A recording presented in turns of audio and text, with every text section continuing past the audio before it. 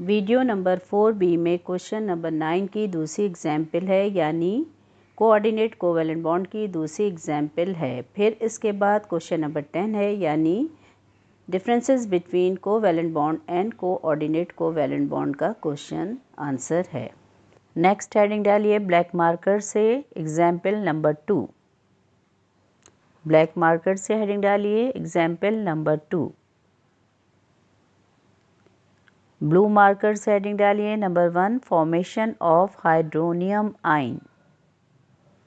Blue marker से heading क्या आएगी? Formation of hydronium ion.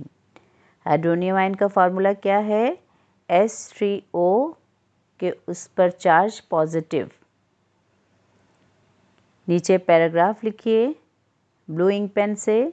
When water molecule combine with hydrogen ion in bracket H plus bracket close, the hydronium ion is formed in bracket में लिखिए H3O,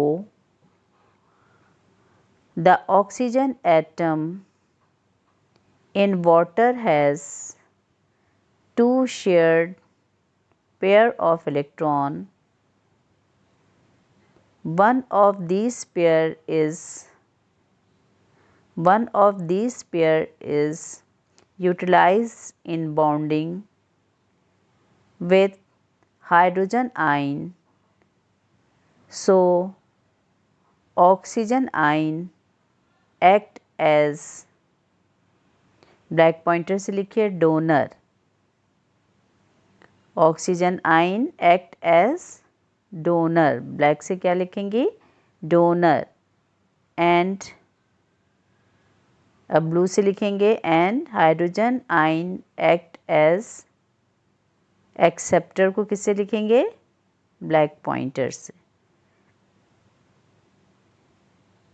ठीक है, दोबारा पढ़ देती हूँ इस पैराग्राफ को। When water molecule combine with hydrogen ion, bracket में क्या लिखा है? H plus, the hydronium ion is formed H3O plus in bracket. The oxygen atom in water has two shared pair of electrons. One of these pair is utilized in bonding with hydrogen ion, so oxygen ion act as donor and hydrogen ion act as acceptor. Chemical reaction की heading डालिए, उससे ऊपर एक line लिखिए oxygen atom, blue ink pen से लिखना है। Oxygen atoms form two covalent bond with two hydrogen and its one lone pair left. ठीक है, क्या लिखा? Oxygen atom forms two covalent bond with hydrogen and its one lone pair left. Atomic number of hydrogen आपको पता ही है कितना है? 1, और एटॉमिक नंबर ऑफ ऑक्सीजन 8। तो उसके आउटर मोस्ट शेल में कितने इलेक्ट्रॉन होंगे? हाइड्रोजन के 1 और ऑक्सीजन में 6 होंगे। 1 2 3 4 5 6। अब ये वाटर मॉलिक्यूल बनाते हैं। अब हम पहले भी सिंगल कोवैलेंट बॉन्ड में पढ़ चुके हैं एग्जाम्पल में कि ये वाटर किस तरह बनाएगा। अब यहाँ पे दो अनपेयर्ड इलेक्ट्रॉन है ऑक्सीजन के, ये हाइड्रोजन यहाँ पर आ जाएगा और ये वाला हाइड्रोजन यहाँ पर आ जाएगा और इनके दरमियान सिंगल कोवैलेंट बॉन्ड बन जाएगा। देखिए ये हाइड्रोजन ऑक्सीजन के इससे शेयर कर लेगा और दूसरा वाला हाइड्रोजन ऑक्सीजन के इस वाले इलेक्ट्रॉन से शेयर कर लेगा और इस तरह ऑक्सीजन अपना ऑक्टेट कंप्लीट कर लेता है। 1 2 3 4 5 6 7 8 और हाइड्रोजन क्या कर लेता है? Triplet 1 2 and 1 2। अब ये देखें कि वाटर मॉलिक्यूल बन गया हमारे पास। अब वाटर मॉलिक्यूल में ऑक्सीजन के पास लोन पेयर ऑफ इलेक्ट्रॉन मौजूद है। हम किसके एग्जाम्पल पढ़ रहे हैं?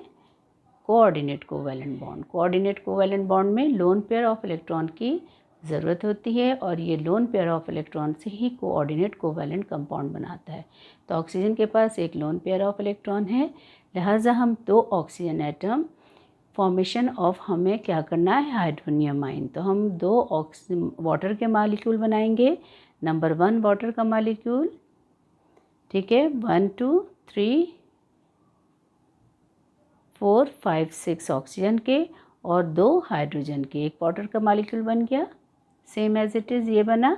दूसरा हम दूसरे पॉइंटर मार्कर से हम सिर्फ इलेक्ट्रॉन की को दूसरे पॉइंटर से मार्कर से लिखेंगे ताकि हमें डिफ्रेंशिएट हो सके। दूसरा वाटर का मॉलिक्यूल बनाएंगे जिसमें भी कितने इलेक्ट्रॉन होंगे ऑक्सीजन के, 6 1 2 3 4 5 6। और ये जो 2 अनपेयर्ड हैं वो हाइड्रोजन से मिलकर क्या बना रहे हैं, कोवैलेंट बॉन्ड। ठीक है, ये 2 वाटर के मॉलिक्यूल हो गए। अब देखिए इस वाले ऑक्सीजन वाटर के मॉलिक्यूल में जो ऑक्सीजन मौजूद है उसके पास पेयर ऑफ इलेक्ट्रॉन मौजूद है, 2, एक और एक 2, उसको हमने डॉट में बॉक्स बना दिया है। ये पेयर ऑफ इलेक्ट्रॉन दूसरे वाले वाटर के हाइड्रोजन को डोनेट कर देगा। ठीक है, क्या करेगा, दूसरा वाला वाटर का मॉलिक्यूल है ये, उसमें हाइड्रोजन मौजूद है, लिहाजा ये पेयर ऑफ इलेक्ट्रॉन किसको डोनेट कर देगा, हाइड्रोजन को। जैसे ही अपना पेयर ऑफ इलेक्ट्रॉन डोनेट करेगा ये डोनर हो जाएगा और हाइड्रोजन क्या हो जाएगा, एक्सेप्टर हो जाएगा। इससे पहले क्या करना होगा कि दोनों ही कंपाउंड हैं, ये भी कंपाउंड है, ये भी कंपाउंड है, लिहाजा यहाँ से ब्रेकअप हो जाएगा इनका। इसमें से ये हाइड्रोजन का इलेक्ट्रॉन लेकर ऑक्सीजन एक इलेक्ट्रॉन ले लेगा और ऑक्सीजन पर वैलेंसी कितनी हो जाएगी, -1, क्योंकि इसने हाइड्रोजन के एक इलेक्ट्रॉन को एक्सेप्ट कर लिया। देखिए हमने यहाँ बनाया, इसने हाइड्रोजन के एक इलेक्ट्रॉन को एक्सेप्ट कर लिया। बहरहाल इसमें यहाँ से ये ब्रेक होगा और जब ये ब्रेक होगा तो ये ऑक्सीजन अपना हाइड्रोजन के एक इलेक्ट्रॉन को ले लेता है और जैसे ही ये ब्रेकअप होता है वैसे ही donor 2 pair of electron oxygen का हाइड्रोजन को डोनेट कर देगा और हाइड्रोजन एक्सेप्ट कर लेगा और इन दोनों के दरमियान ऑक्सीजन और हाइड्रोजन के दरमियान क्या कौन सा बॉन्ड बन जाएगा, कोऑर्डिनेट कोवैलेंट बॉन्ड। कौन सा बॉन्ड बन जाएगा, कोऑर्डिनेट कोवैलेंट बॉन्ड। देखिए ये ऑक्सीजन हाइड्रोजन का, ऑक्सीजन और हाइड्रोजन का, इन पेयर से क्या कर रहा है, पेयर डोनेट कर रहा था और इसने एक्सेप्ट कर लिया, तो कौन सा बॉन्ड बन गया, कोऑर्डिनेट कोवैलेंट बॉन्ड।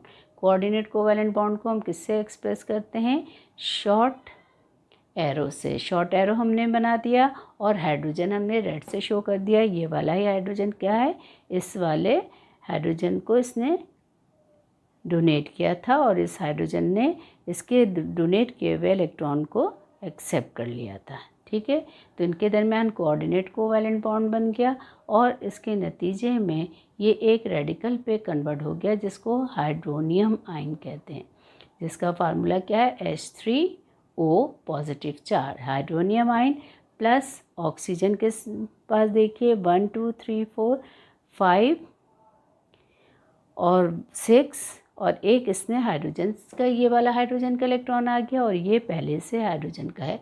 तो अब इसके ऊपर कितने हो गए, एक इसने लिया है ना, ये वाला इलेक्ट्रॉन लिया है ना, इसलिए -1 हो गया, यानी OH -1। 1 2 3 4 5 6 7 8 एक लेने से हुआ, इसलिए इस पर क्या डाल देंगे हम, -1। अब इसको दूसरी तरीके से भी लिख सकते हैं, H2O + H2O। अब इसने ऑक्सीजन ने पेयर ऑफ इलेक्ट्रॉन किसको दे दिया था, हाइड्रोजन को, इसलिए हाइड्रोजन ने इसके पेयर ऑफ इलेक्ट्रॉन को एक्सेप्ट कर लिया और कौन सा आयन बन गया, हाइड्रोनियम आयन पॉजिटिव आयन। और यहाँ पर क्या होगा, एक हाइड्रोजन यहाँ पे चला गया, लिहाजा इसके पास एक हाइड्रोजन बचा, तो हम क्या लिखेंगे, OH-। Question number 10, comparison between covalent bond and coordinate covalent bond. इसका क्वेश्चन कई तरीक़ों से भी आ सकता है, दूसरे तरीक़े से भी आ सकता है, right the differences between covalent and coordinate covalent bond. या फिर इसका क्वेश्चन इस तरह से भी हो सकता है, the contrast property of covalent bond and coordinate covalent bond. आपको डिफरेंसेस के सवाल के लिए आप किस तरह करती हैं, पेज में 2 लाइन डालेंगी, एक तरफ कोवैलेंट बॉन्ड लिखेंगी और दूसरी तरफ क्या लिखेंगी, कोऑर्डिनेट कोवैलेंट बॉन्ड। और आपको पहले भी मैंने बताया था इन दोनों के दरमियान बीच में हेडिंग डालते हैं।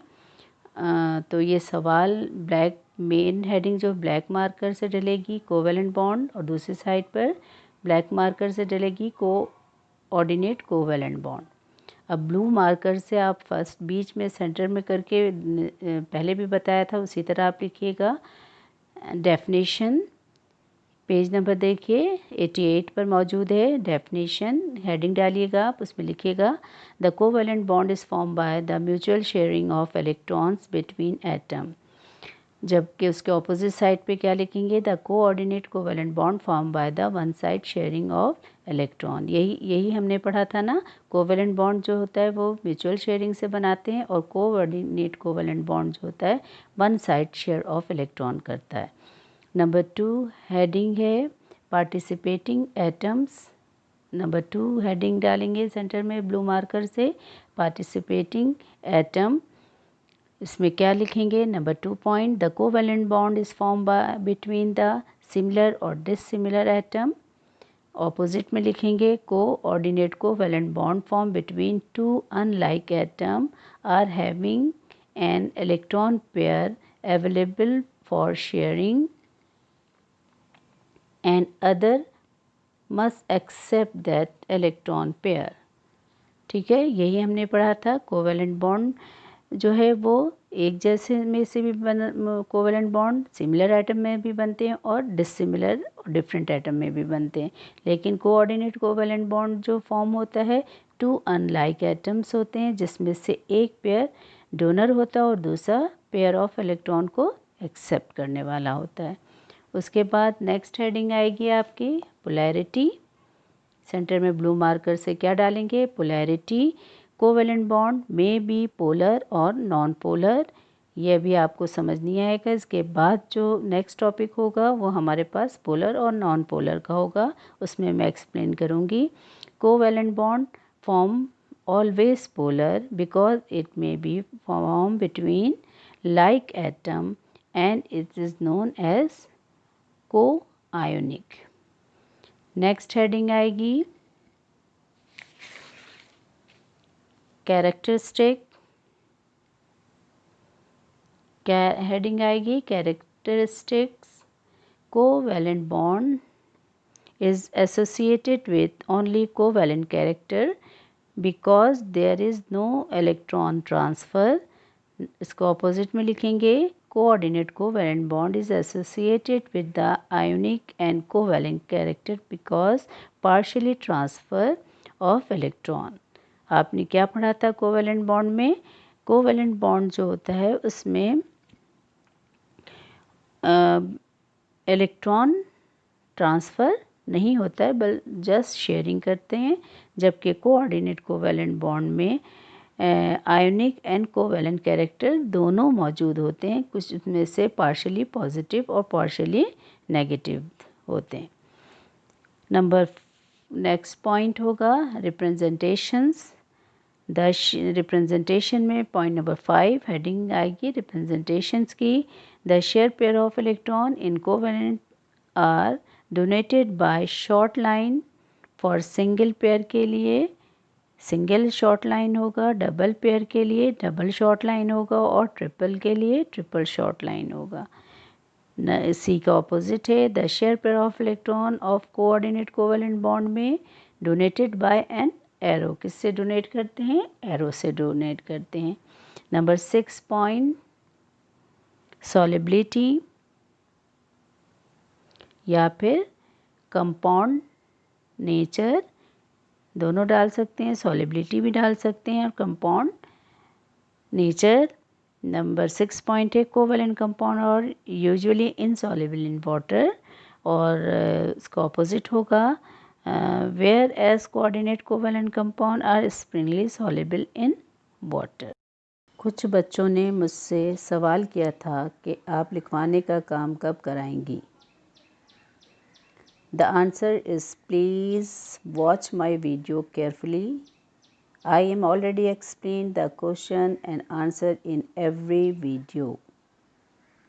मेरी हर वीडियो क्वेश्चन आंसर के साथ होती है। गौर से देखें और सुनें।